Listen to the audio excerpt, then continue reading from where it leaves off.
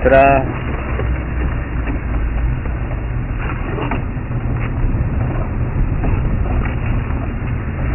Welcome back. Hi everybody.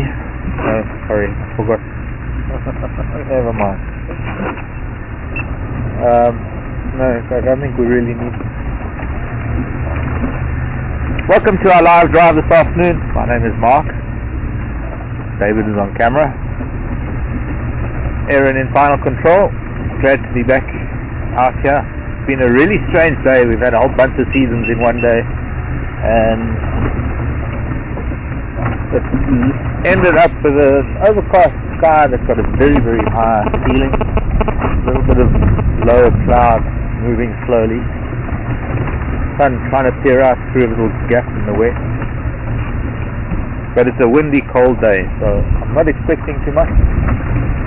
But every day, the whole thing is not to expect. That's when we have the best surprise. So no expectations. Welcome to a silent figure. Fine. Okay, there are a couple of other squeaks and things that we'll hear now, but the main squeak and rattle is gone. The prop shaft is done.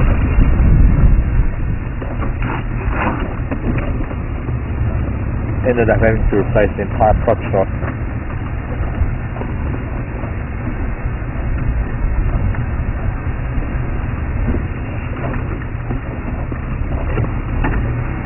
Which was quite a costly affair.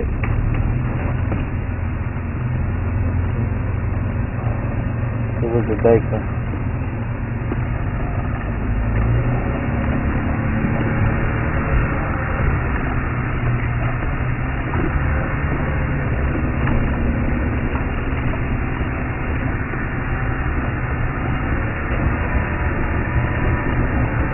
So since it's quite a grey, windy day, when we don't normally see many animals on this, a lot of things are hiding. I'm expecting you to tell me a lot of things, our audience, all of you out there. Tell me, ask me. I'll think of things to ask you. And let's have some dialogue and interaction.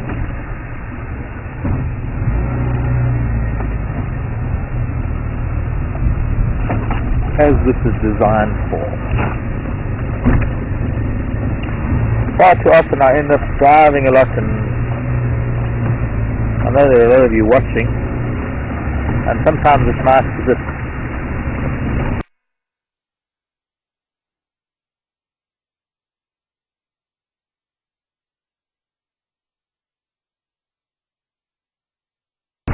keep quiet for a bit and see the bush go by.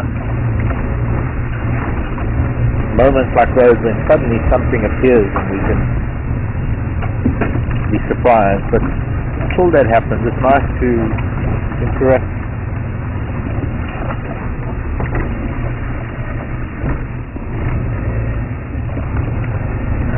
Also, I need to find out what happened in the last 20 hours or so.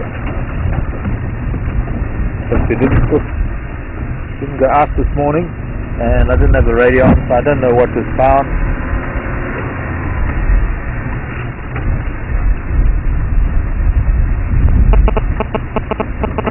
We've had a range of different conditions today.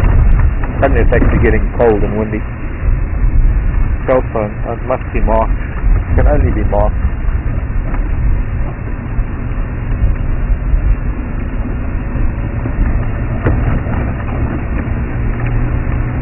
Done.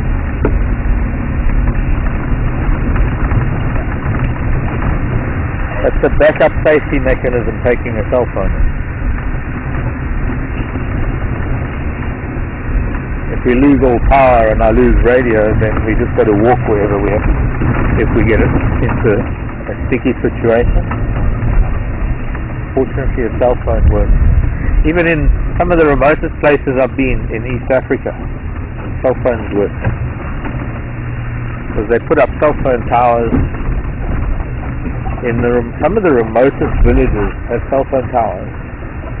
But what it has done is it's created an incredible form of or an incredible type of economy whereby money doesn't necessarily have to change hands.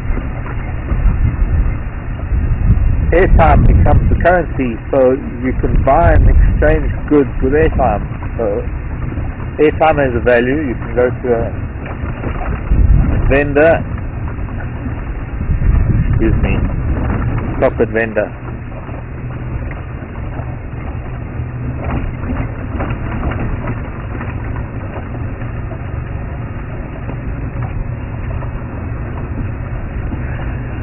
Okay.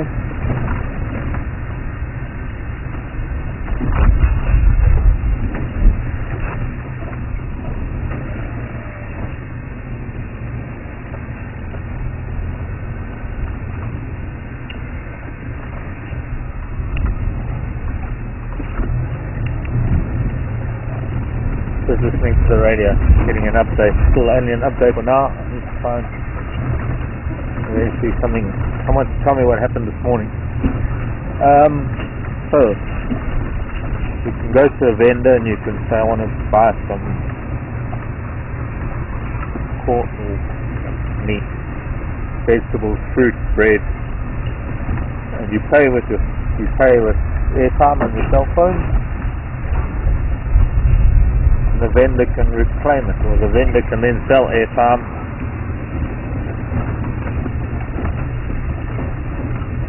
Sorry, I'm just listening to the radio again.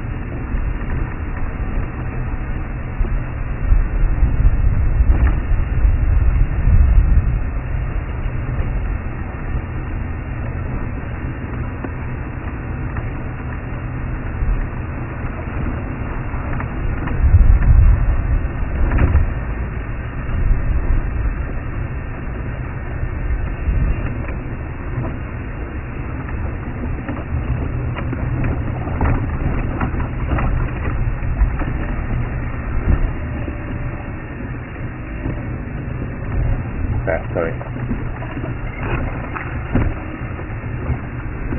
I'll catch up with game drives in a bit. Nothing out this way. Time to change direction. It's important to just have a look, see what was in the east.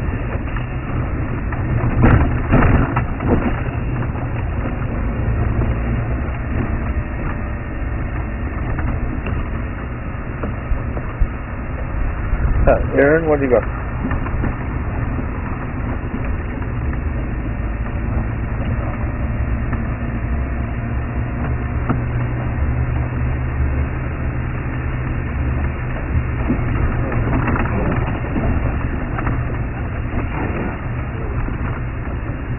Okay, I thought you had a question.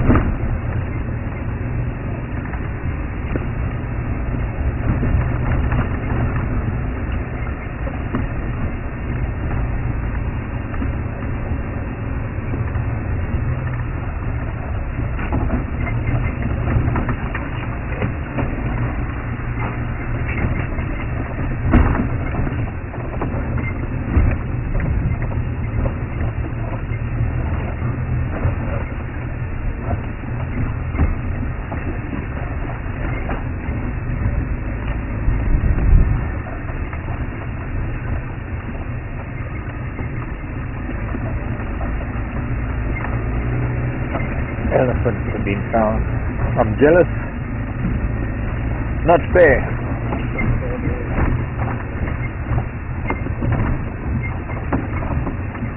Now there's something else squeaking with every bounce. That's the Land Rover, you've got to expect that.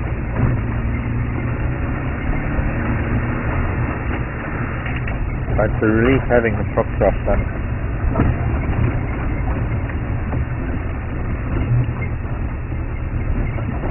We can ride the bumps better.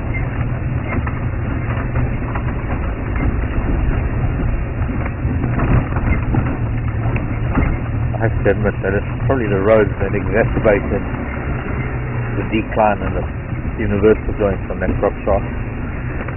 Not to mention two heavy blows to the outer casing that indubitably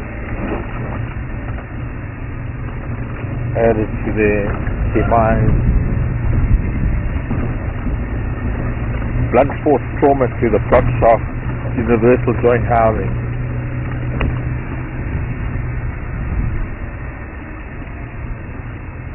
That was the diagnosis.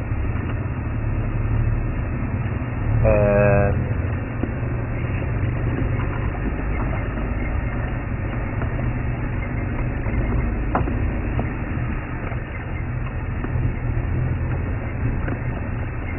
Dingalandonga.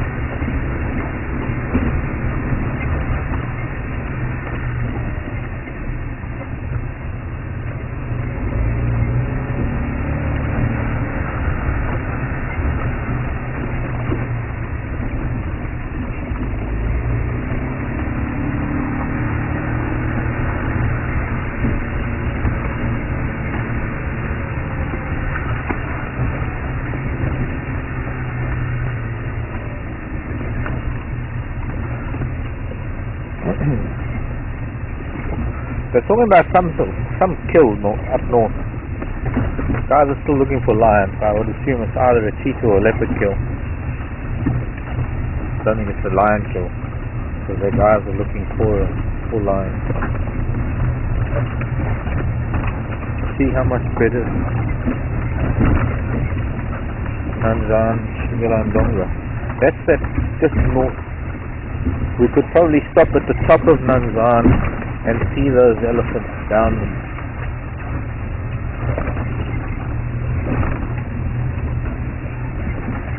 Shingalandonga.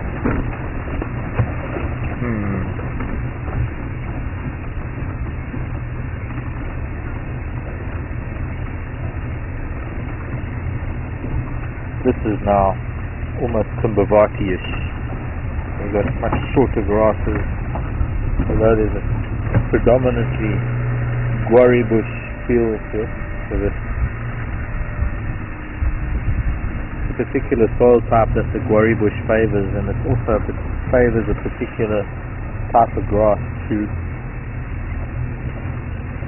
And so you get these short grass guarri plains, bottom end of the steep lines.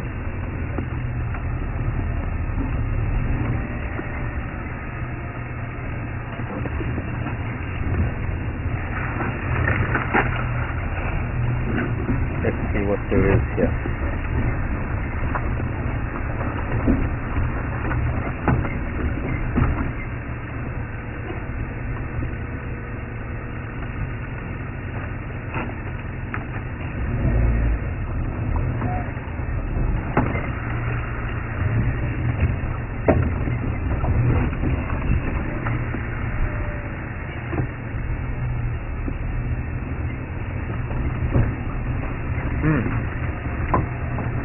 Nothing exciting on the ground yet.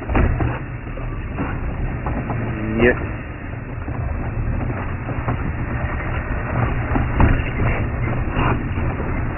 Very dark, but it's moving over the escarpment. It was south, now moving sort of curving to the west. It's just probably an illusion of what it is. It's empty trucks on it, so it's going that way around. So it's actually a storm that's moving on the other side of, or on the escarpment itself, missing us. Very strange conditions for the middle of winter, but not unusual for August, except it isn't August.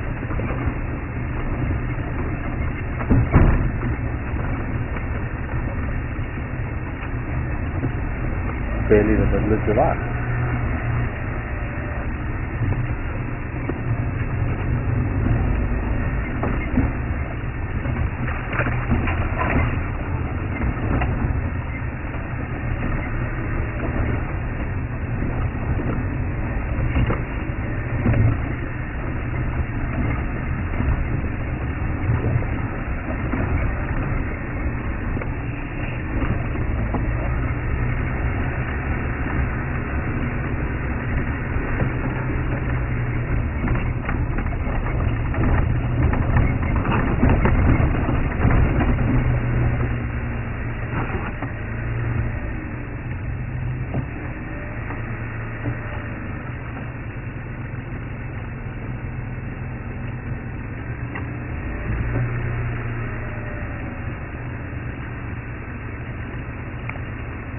Broken branch.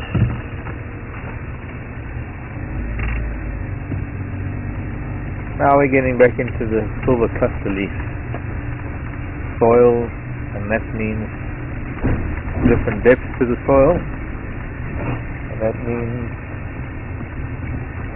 taller grasses, like the thatching grass. Hides everything. Oh.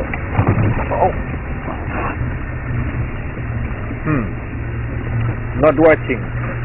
I'm looking for animals and flowers and insects and spiders, and there's some blue lobelia. They're so tiny.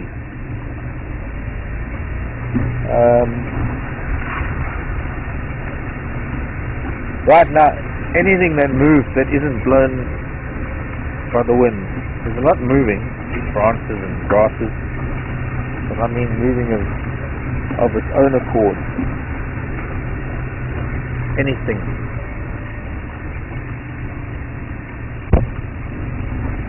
drivequestions@wildearth.tv. Talk to me, somebody. What shall we talk about today? What environmental concept? Controversial or not, or simply interesting? Let's see where my mind can go. I pulled some guppies out of the hat from the rivers in Venezuela the other day. Who knows what happened? Look at that. There's a Asclepias. That's the milkwood fruit pod opening up. Oh, milkweed, not milkwood. Gosh. Milkweed.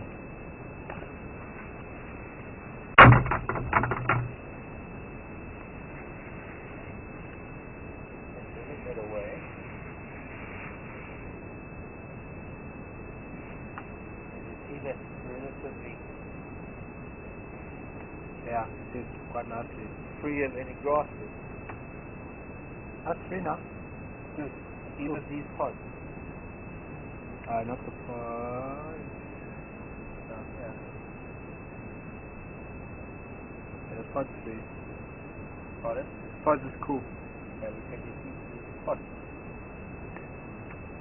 You can see like white stuff. That's the white stuff I want you to see. Yeah. Yeah,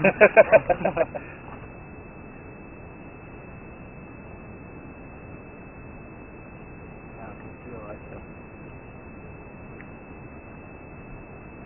And this stuff blowing away? Yeah. You got that? Didn't get it blowing away, but I've got the white stuff. Get it now blowing away.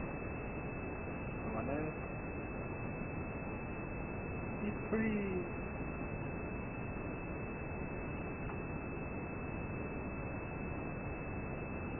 I'll help it.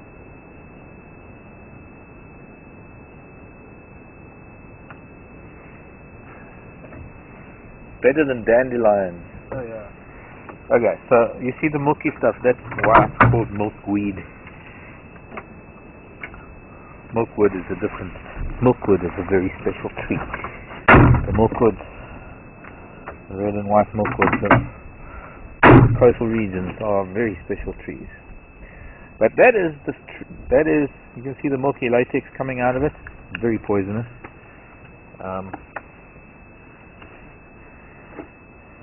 And the larvae of the monarch butterflies feed on that. And I would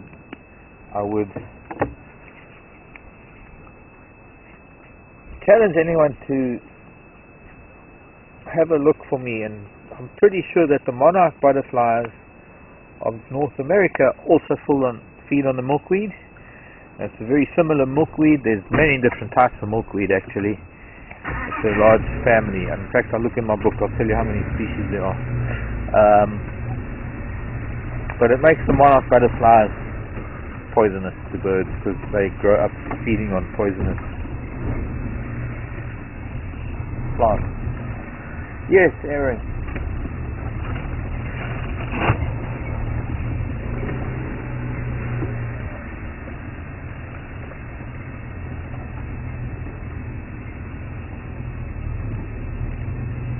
Okay, cool.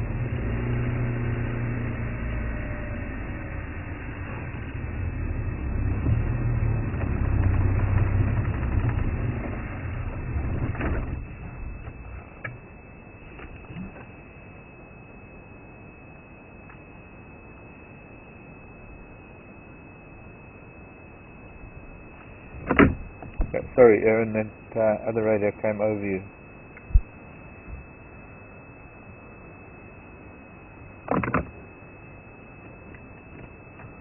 Okay.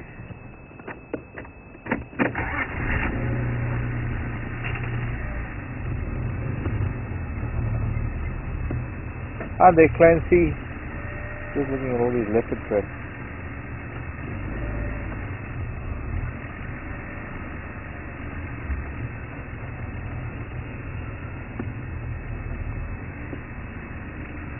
Clancy's asking, leopard and hyena. Clancy's asking, other than poaching, do local people also hunt to feed their families? Well, Clancy, that is kind of poaching. That is a lot of the poaching that we do get, funny enough, is that kind of hunting, poaching, taking food for the pot. I think that is one of the primary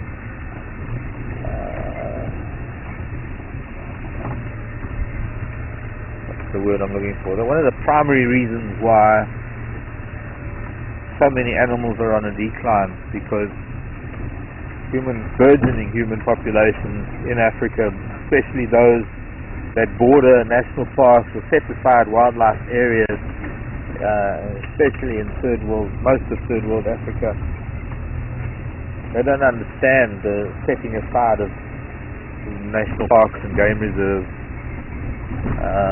The governments don't provide jobs, schooling, housing, basic assistance. Only way they can feed their families.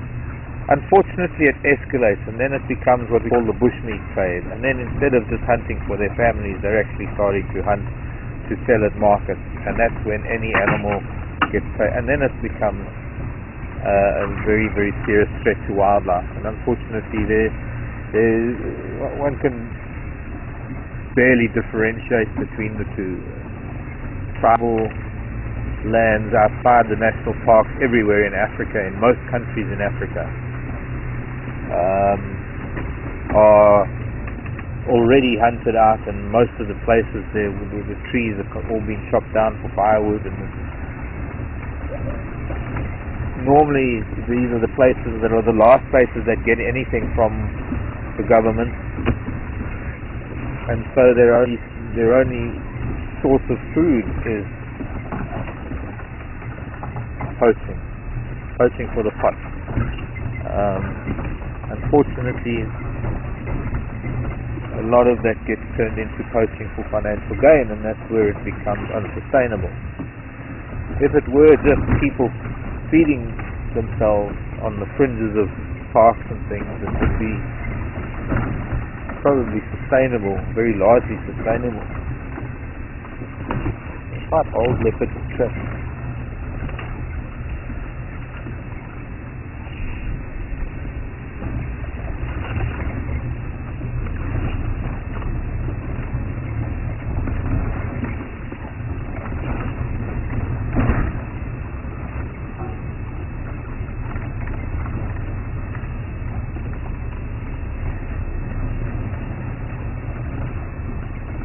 Yibble.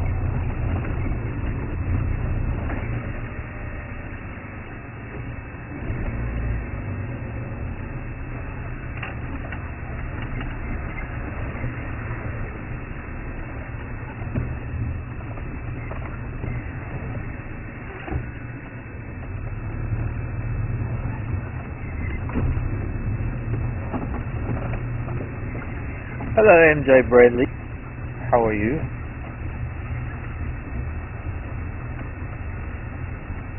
Nice to hear from you. MJ is asking a question about visiting South Africa, and doesn't want to visit when it's hot. What time? Gosh, that's a really difficult question to give an answer. I need more specifics to give you a much better. Oh, look at the water buck.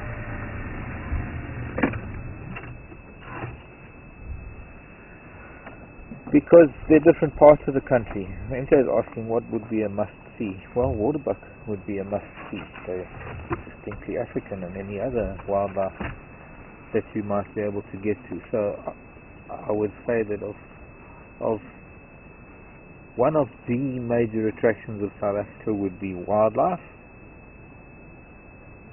Now, a lot of people who visited South Africa would say Cape Town is another second best.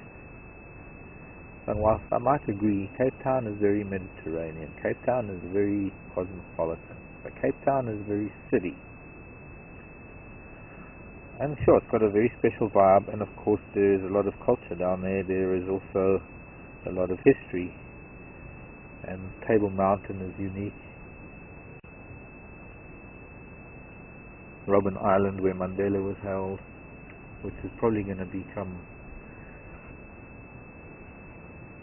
well, it's already first time we're getting to see waterbuck very nicely, and I'm not even going to try and venture closer right now because they're actually just feeding, and if I tried to move they would move away.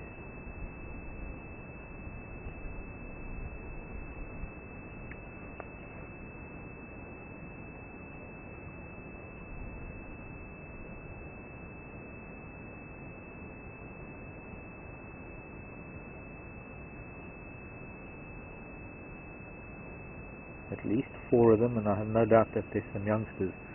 They might get used to us and they might actually let us change our position and get a better view shortly. Go ahead. It'd be nice to get a waterbuck question. Yes.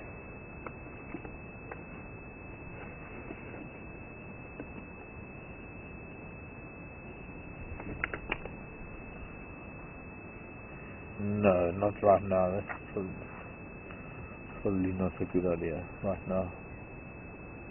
I'll try and get to see some of those later.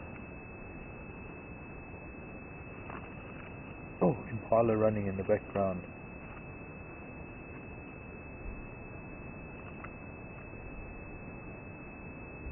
I can hear people as well. There, the babies are starting to come out now onto the road soon.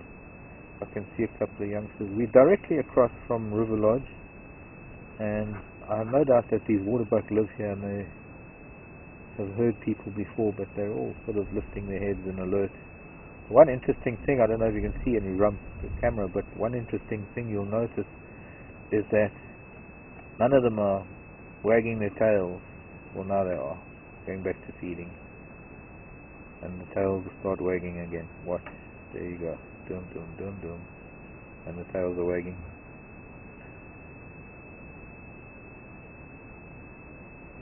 The white ring around the rump helps to, it's like flag signaling. It's like, well, it is flag signaling, but it's like semaphore. If the position of the tail against the white background, the circle on the rump, can mean different things to waterbuck.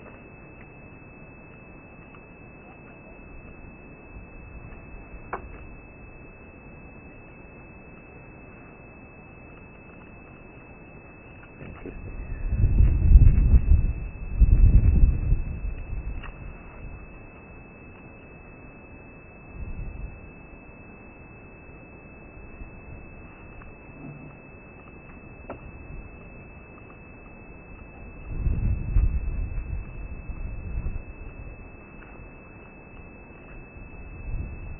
There's little one. Look how fluffy that little thing is. Go ahead, Aaron.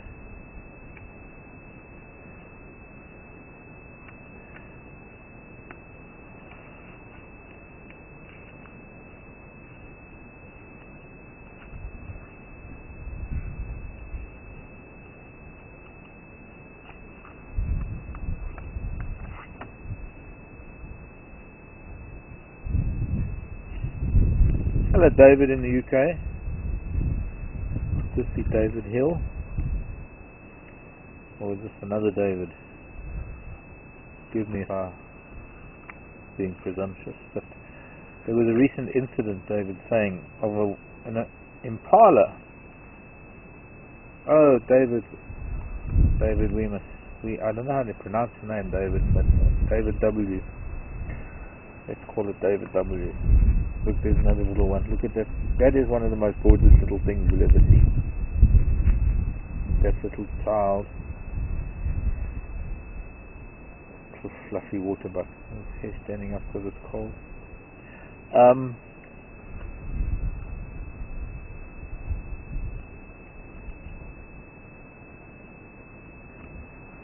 Let's see if we can move closer to them now.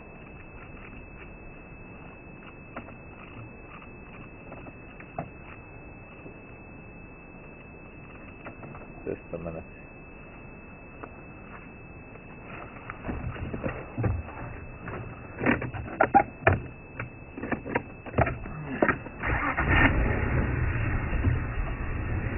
That was rather special seeing them.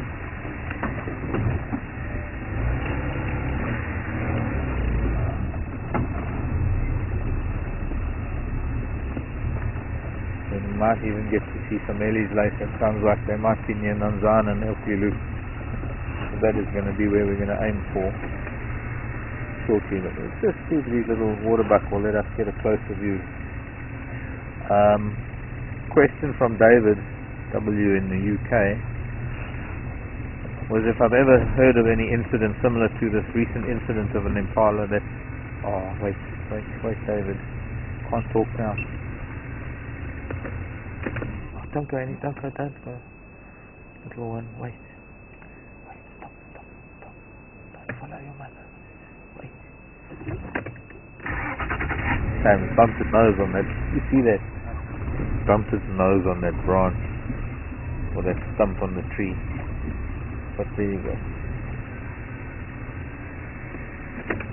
The little ones move deeper in. Oh, we can look forward to maybe finding it in days to come.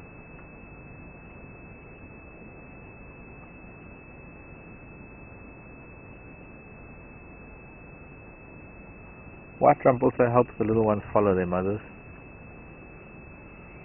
White being such a dark color in nature. Back to David. So, no, I've never seen an incident like that before.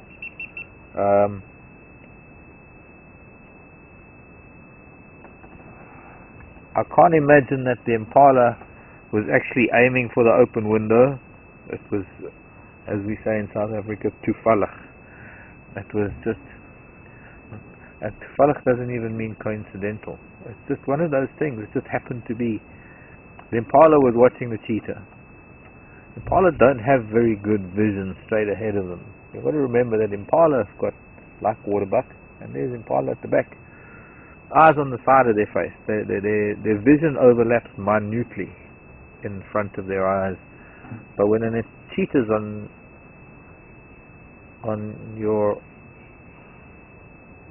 when a cheetah's chasing you, and so this impala was running to where it didn't know that there was anything there before, because probably it knows that area, it knows that it could run in that direction, and that car just happened to be there, and it just happened to be an open window.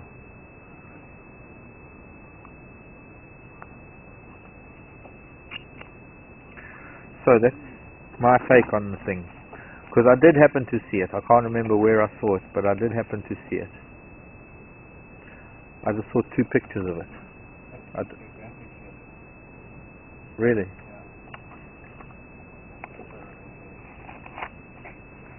That was rather interesting. Okay.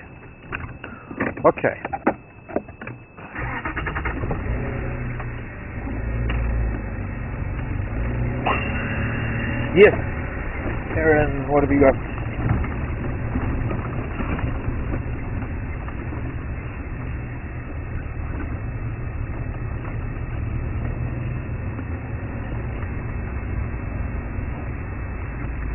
Okay.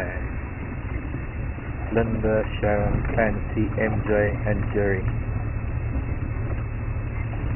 have all answered my monarch butterfly question. Linda, Sharon, Clancy, Jerry, and MJ.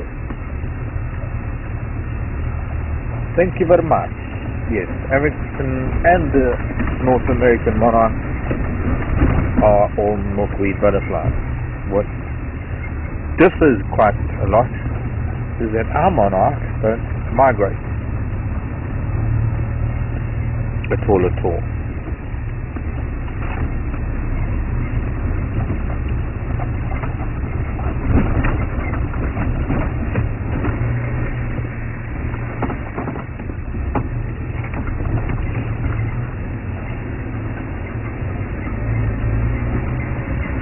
But also milkweed butterflies. Now the interesting thing I have to tell you about monarch butterflies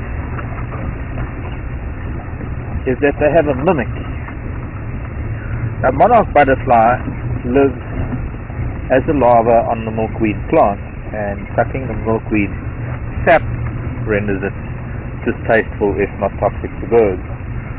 So there is another butterfly known as the variable mimic, and the variable mimic can take on the appearance of the monarch butterfly.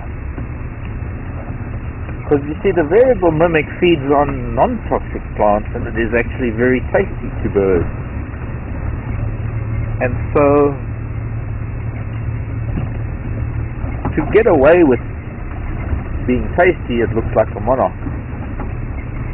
It's kind of called dressing down instead of making yourself look more tasty. Not dressing down, it's dressing up to look toxic. That's what it is. Dressing up to look toxic.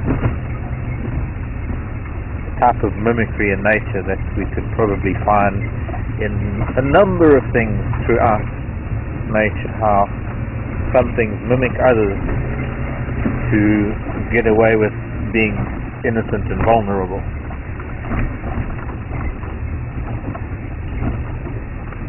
So thank you, ladies, for the 5 ladies. Maybe Erin can help correct me here. Erin, who were they? There was Linda and MJ, Sharon.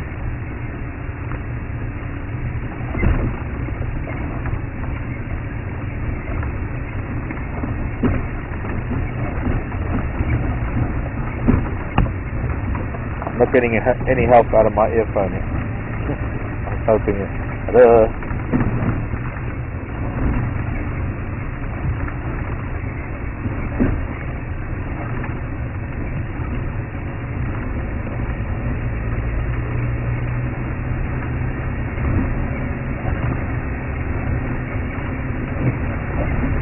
Yes.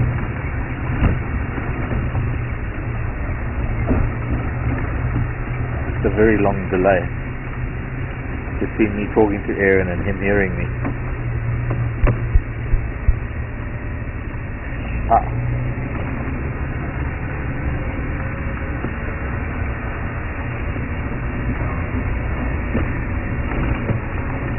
Fabienne.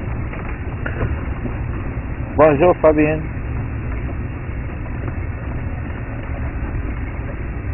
In Quebec. Now, recently there was that huge tanker explosion in Quebec. That was a bit of a disaster. Fabienne is asking, could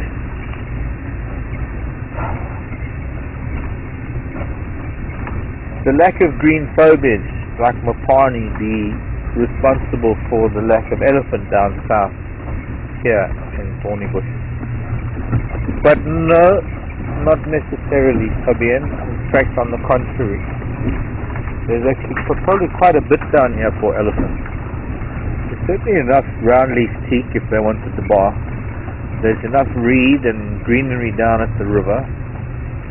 There are a number, maybe not so much the terminalia, and this is where the bulldozer got this yesterday morning.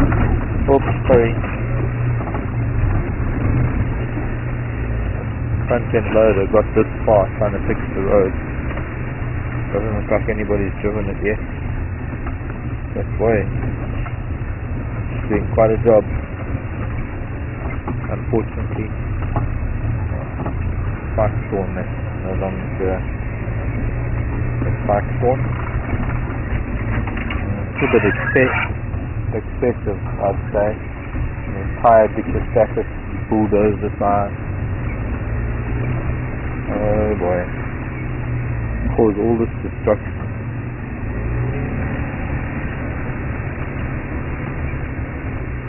One rain and this road is going to be sure. This is quite harsh. This is like extreme measure.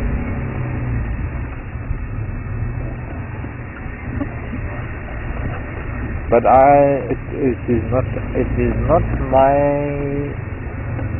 it is not me to judge. Fabienne, even though the Mopani stops just north of Thornybush, in fact the Thornybush, that line where Thornybush is, the northern boundary of Thornybush, where it borders the Timbavati, is kind of the southernmost limit of Mopani. So there are other trees and other species that perform the same function as Mopani south of that. And here I would say the roundleaf teak to a large extent is the one that does that. So no, it's not through, it's not really through lack of foliage and stuff. It is possibly because there are the dams that are up north, the bigger dams that have a lot more activity and they're just a lot more water. I would say that those dams have better water in them, for one thing. I don't know, it's hard for me to say. I've never seen anywhere north of this road called Nyaleti Drive, which is probably 1/5 of the way up Thornybush. So there's 4/5 of Thornybush I've never seen. It's hard for me to be able to say one thing or another, but most definitely with the river there's still water there. They can dig for water, but I suppose they're tired of digging in the sand for water when they've got those big dams where there are hippo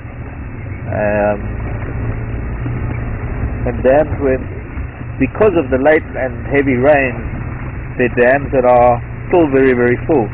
Traditionally by this time of the year the elephants would probably be spending more time in the south. I don't know. I don't know traditional. I don't know what has happened in the past. I also know that nothing really stays the same. And the last few years the seasons have been completely out of whack, and so there's been different rainfall, there's been different conditions. There's absolutely no way of knowing why the elephant prefers to be north of us and not here. And there's a lot of dust. Sure. The wind is blowing faster than I can drive. It's blowing dust over us. Go ahead, Aaron.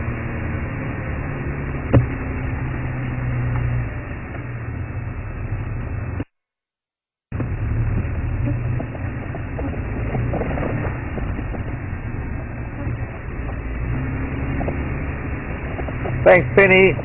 The name of milkweed used to be Gomphocarpus. In the past, Gomphocarpus has been superseded. It is now known as Asclepias. The milkweed. That particular Gomphocarpus is called the Gomphocarpus, and then I was corrected. And then I was confused because I thought that this was the old name and Gomphocarpus was the new name. And then I was told by somebody who was more botanically educated than me that Asclepias is the new name and Gomphocarpus is the old name. So, old name, new name. I think we're still talking about the same plant, Penny. What was Gomphocarpus or what was Asclepias? And here is the tractor with the tires that is making this road nice and smooth. Not a bulldozer, grader, no, it's not a grader, it's a loader. That's just been making this to a very nice road.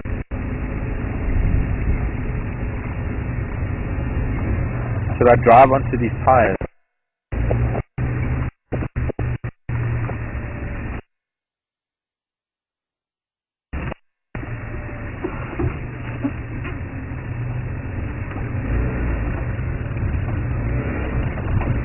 I can't drive on them. I've seen John.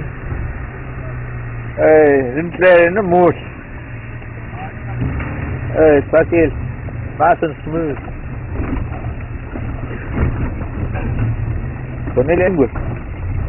Bonil Engwe. No. Really? Namun? Bulen?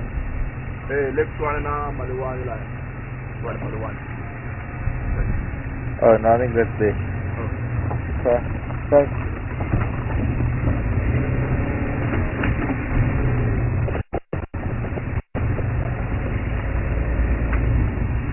See what's happening.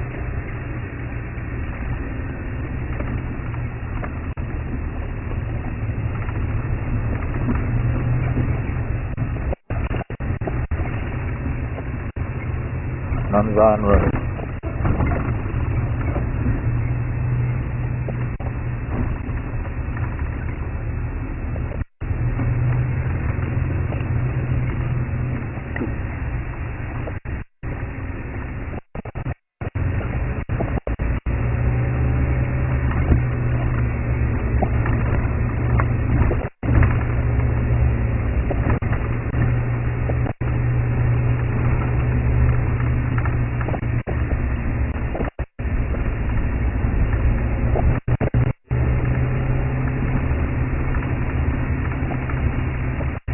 Okay, here track the signal now, so I want to see how far north I can get on Nanzan, just in case we can see an elephant.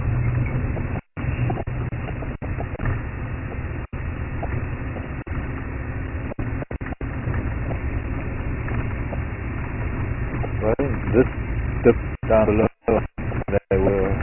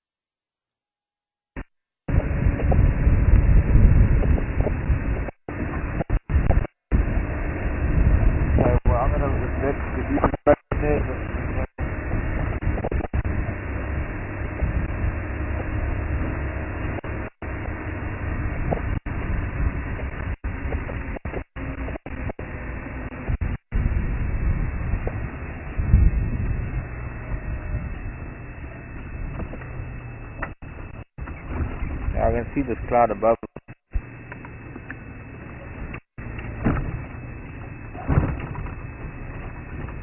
Is anyone with you, John?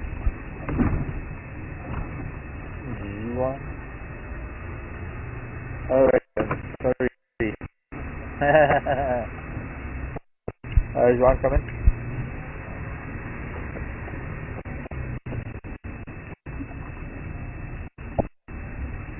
Is Juan coming?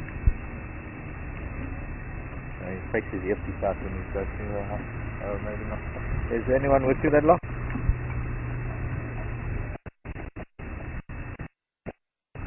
Oh, copy.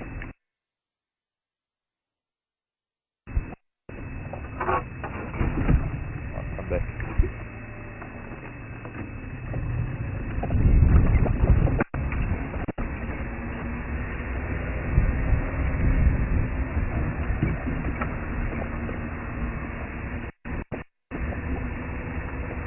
Oh, hooray, hooray. Hopefully this rain doesn't come. Everything's like raining. It's up already.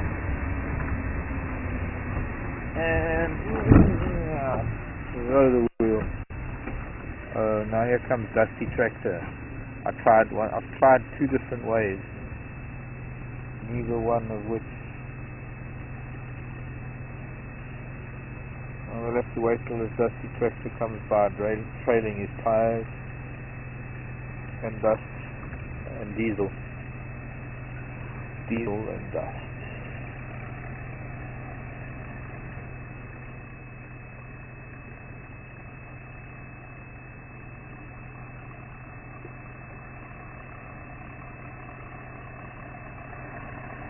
Yo.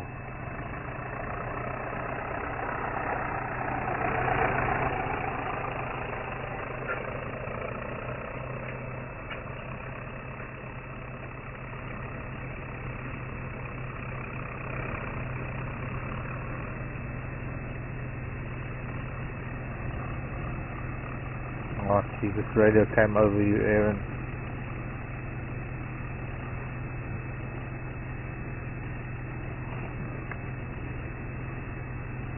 Heading.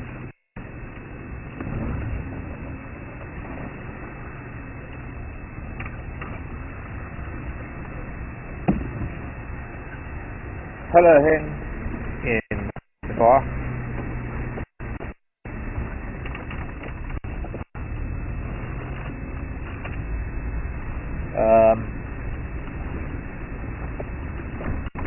Henny was asking about water bucks. What is their relationship to water? And here comes the rain. We're going to have to switch off. That's actually quite heavy. Might not be too long. Doesn't look like it's going to last too long. But, okay, just answer this quickly as we get water from the side. Are normally always associated with water. They're always close to water. There's specific grasses that they eat that are associated with water. They also have a defense mechanism where they can run into water, and to get away from prey, you often see videos, in fact, of water bucks having. We're going to have to maybe make our way home, so let's head back down this road. We're going to switch off any second now, folks. It's starting to rain. But they even have, the other part of Henning's question was that he believes the meat is distasteful. It is indeed. It is distasteful because they have the waterproofing that helps with staying in water for extended periods of time, like that cutaneous oil that they eat that to waterproof their system. That's why they have long hair as well, to trap air in their hair to be able to be a little bit more waterproof, and that is how they can get away from danger. Very, very grey and rainy towards the south, so I'm sorry again to do this to you. Nice that we got the jigger fixed. I'm really glad about that, but I'm sorry folks, raining, got to switch off before we blow the system. So if it stops before the end of sunset, we'll be back out, but for now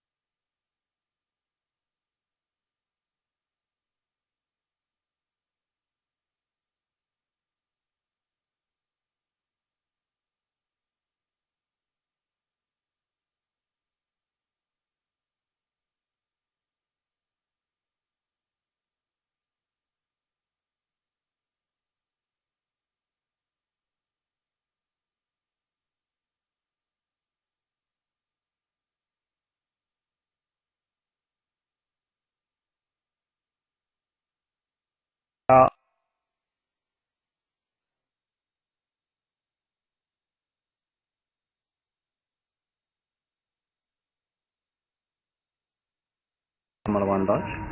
I've been doing this 22 years. For me, it's been a passion of mine as a kid growing up in these areas. My father was a guide. Give us some space. We want to the water. We've got a young stay and tow behind. I'm going to go back so we keep it nice on the right side of it. Let it cross in front of it, rather.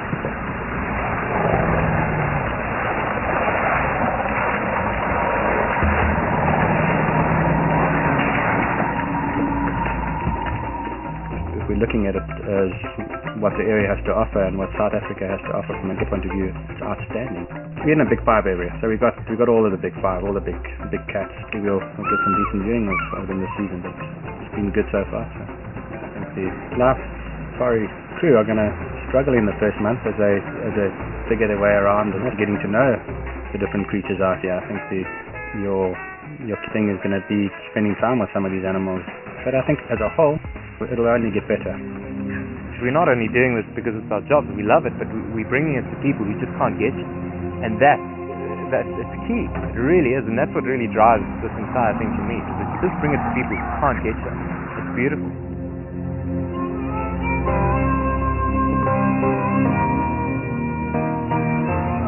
Oh my God! Come on!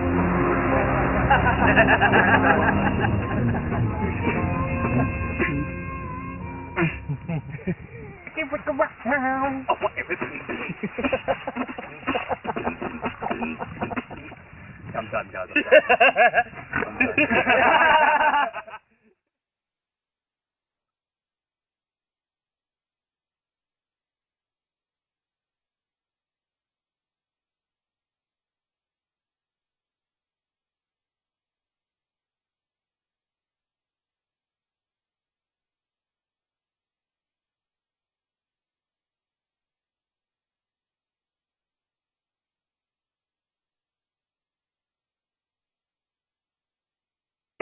We're running on everything, yeah?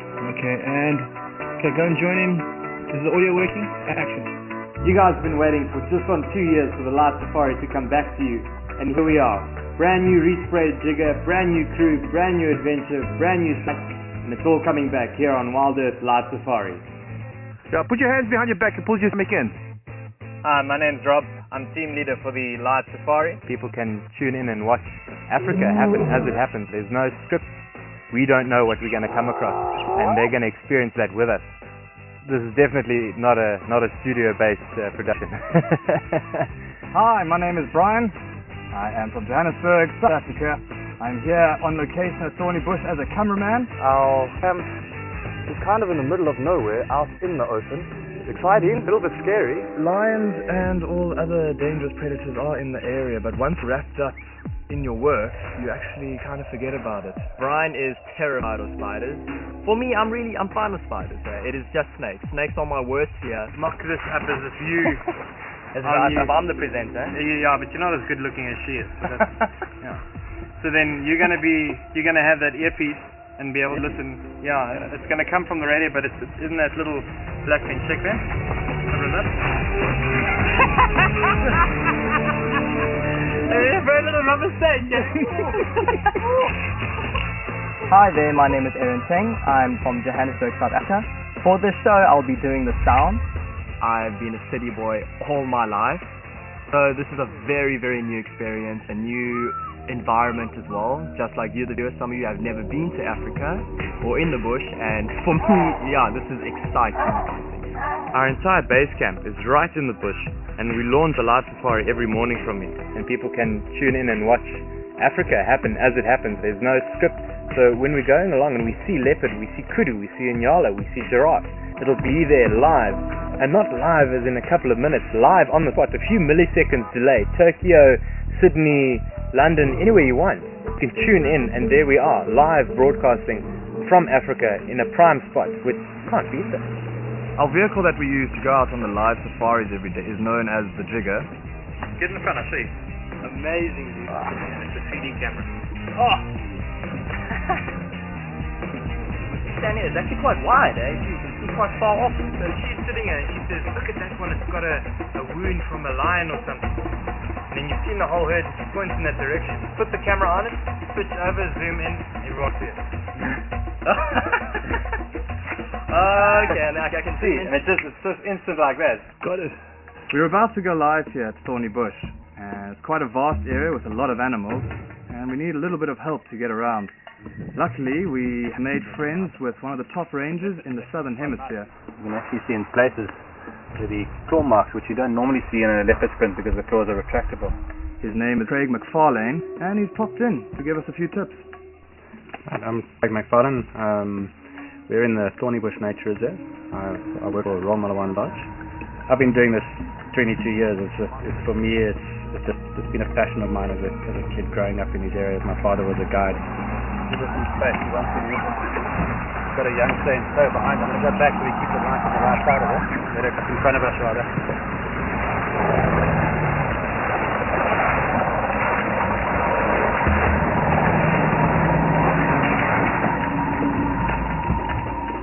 If we're looking at it as what the area has to offer and what South Africa has to offer from a game point of view, it's outstanding.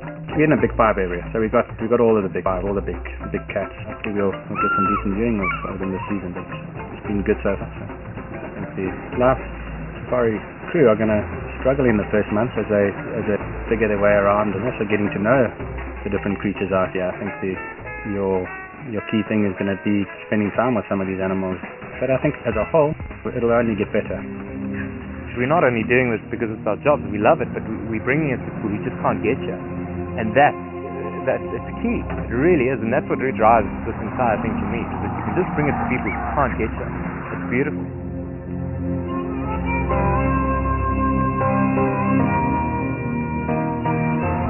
Oh my God! Come on!